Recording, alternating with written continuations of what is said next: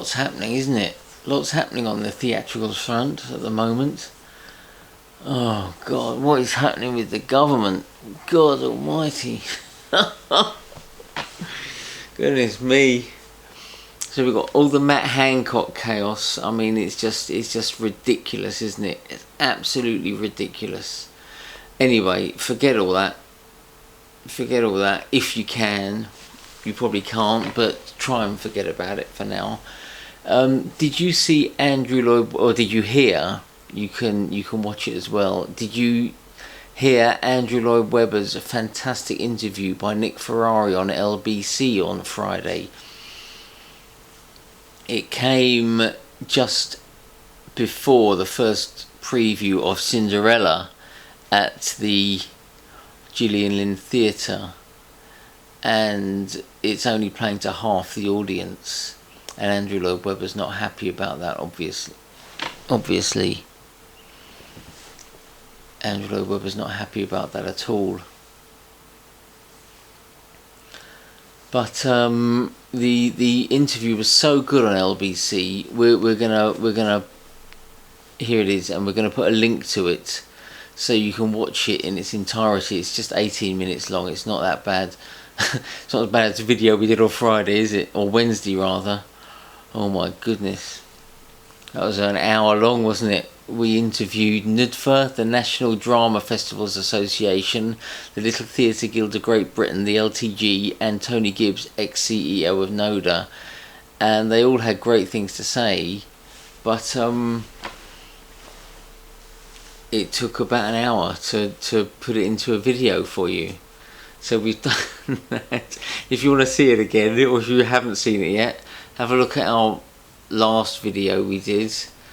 It's there. It's 1 hour 5 minutes long, I believe, so it's a bit of a record for us, but really good things. We spoke to these people because we were wondering about why there was no public comment from the amateur theatre sector, whereas the professional theatre sector, like Andrew Lloyd Webber, for instance, Cameron McIntosh, Sonia Friedman,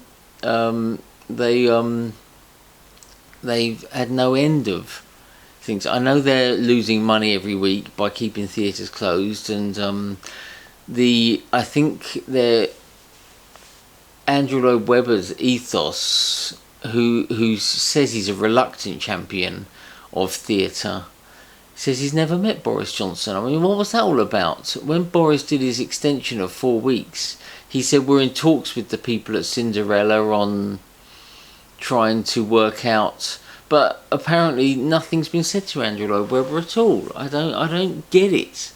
Oliver Dowden has apparently made contact with Andrew Lloyd Webber, but Rishi Sunak, Boris Johnson, none of them have contacted him at all. In fact, he's never met Boris Johnson when he was mayor or prime minister. In fact, he said he's never met the current mayor either, Sadiq Khan. So I don't know what's going on there. It's weird. How can you not meet? Because apparently the money brought in by the West End, the big theatre companies, is like 10 times or something the money that the biggest grossing film of all time, Avatar, has brought in. It's weird. It's billions and billions, and Andrew Lloyd Webber's pulling his hair out because he says the current government don't seem to recognise the value of the arts, and the fact he's bringing a legal suit against the government. In fact, it's him, Cameron McIntosh, Sonia Friedman, the big theatre producers in London, are jointly bringing a suit against the government to get the figures released from the what do you call them? From the test shows they did at the Crucible Theatre for the Snooker, the Brit Awards, and Andrew Lloyd Webber's theatre show with Beverly Knight last year at the London Palladium. They're trying to get the figures produced because Andrew Lloyd Webber said he knows what's in the report, and it shows that theatres are safe, which apparently the government aren't interested in because it mucks up all their delay intentions, I suppose. But anyway, let them all get on with it. We'll show you a bit about the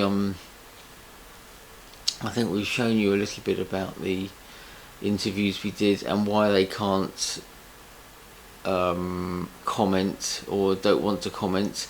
The Little Theatre Guild said, in fact Kevin Spence, the PR officer of the Little Theatre Guild, told us that a 4-week extension, when it was announced, is neither here nor there. With that background and all that stuff that we've been doing, another 4 weeks to us is neither here nor there. I mean, the National Drama Festivals Association is also they organise the All Winners finals, which they've been doing, and they've had to cancel loads of this stuff because of a lot of it because of the 4-week extension, but they've had to take the decision to socially distance the whole event, and they've lost all sorts of parts of it because of that situation. And but they're apolitical. They don't comment on anything political. And Stuart Myson, the chair of the National Drama Festivals Association, NUDFA, which we all like to say, he told me that much. We are apolitical, so I can't comment on what HMG is saying. As the chairman of the NDFA, I could tell you privately what my thoughts are. Rod and knows. Tony Gibbs, of course, had a very insightful idea as to why things are happening like they are, and he thinks the amateur theatre associations, most of them are membership associations. They are umbrella bodies at the same time, but they're also membership associations. And I think because Tony says because they haven't got a campaigning arm designed into their infrastructures, they don't give a comment. I mean, he did when he was CEO of NODA. He would give political interviews and comments and be asked to comment on this and that because that's how he saw his role.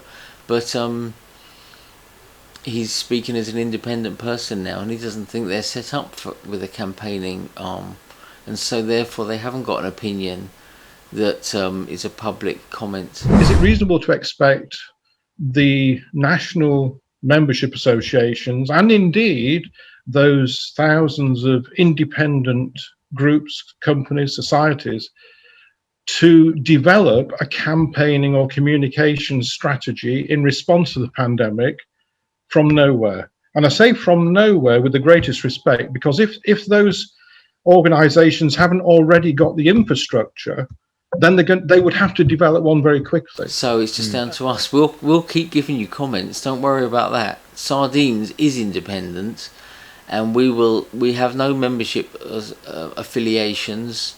So we will keep giving you comments on what's going on and what we think's happening and what we think should happen and shouldn't happen. So yeah, let's go like that. But anyway, we're off again another week, aren't we? So Cinderella's previewing at the moment. It's due to open on the 14th of July. Whether that date will be pushed back, Andrew Lloyd Webber's Cinderella at the Gillian Lynn Theatre, used to be called the New London Theatre, of course, renamed, I think it was in 2019, it was renamed after she died. Whether or not that opening date will be pushed back, we don't know, into post restriction chuck out. I don't know. We'll have to wait and see, won't we? Or maybe it will open on the 14th of July. But I know that people who have bought tickets or had bought tickets to Cinderella are being contacted. I know this because some relatives did buy some tickets to Cinderella. They have been contacted and couldn't go because it's being socially distanced at the moment. And the reason Andrew Lloyd Webber said hell or high water, he'll defy the government's delay and open anyway with full full capacity. He's had to rescind that comment because apparently the local council told him that everyone in the theatre involved in that production that's gone on that any night could be liable to a £500 fine each person, which is crazy, isn't it? Absolutely crazy. But there we go. so it was out of his hands a little bit. But let's see what happens. We'll keep you informed. We'll keep you updated. Meantime, stay safe, won't you? Stay well.